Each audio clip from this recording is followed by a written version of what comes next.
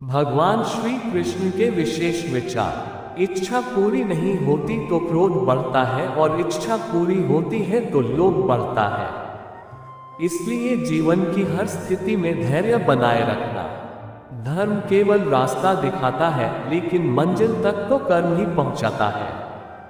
वह जो सभी इच्छाएं त्याग देता है, मैं और मेरा की लालसा तथा भावना से मुक्त हो जाता है, उसे शांति प्राप्त होती है। श्री कृष्ण ने कहा है, अगर तुम्हें किसी ने दुखी किया है तो बुरा मत मानना। लोग उसी पेड़ पर पत्थर मारते हैं जिस पेड़ पर ज्यादा मीठे फल होते हैं।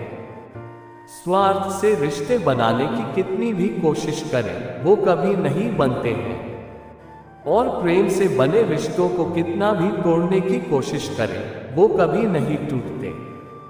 अगर व्यक्ति शिक्षा से पहले संस्कार, व्यापार से पहले व्यवहार और भगवान से पहले माता पिता को पहचान ले तो जिंदगी में कभी कोई कठिनाई नहीं आएगी।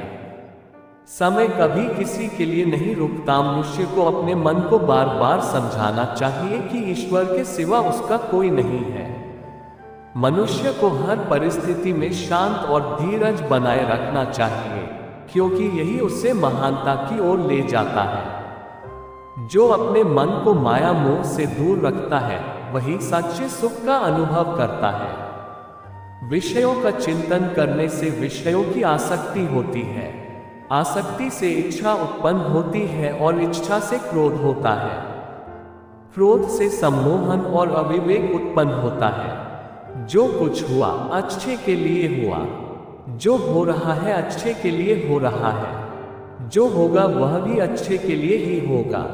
मेरे लिए न कोई घृणित है और न ही कोई प्रिय, न कोई निर्धन है और न ही कोई धनी। बस जो भक्ति भाव के साथ मुझे याद करते हैं, मैं उनका हूँ और वो मेरे।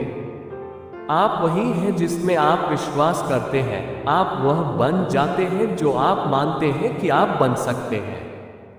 अगर तुम अपना कल्याण करना चाहते हो तो सभी तरह के उपदेशों, सभी धर्मों को छोड़कर मेरी शरण में आ जाओ, मैं तुम्हें मुक्ति प्रदान करूंगा।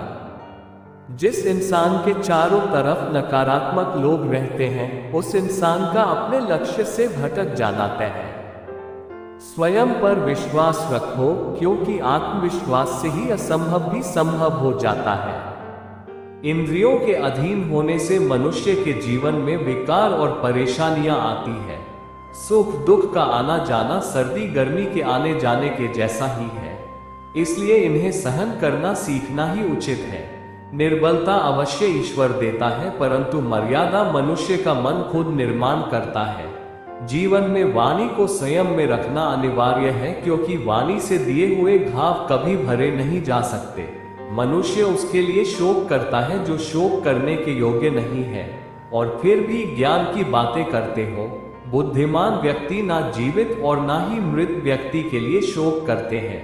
मैं हमेशा तुम्हारे साथ और तुम्हारे आसपास रहता है, चाहे तुम कुछ भी कर रहे हो।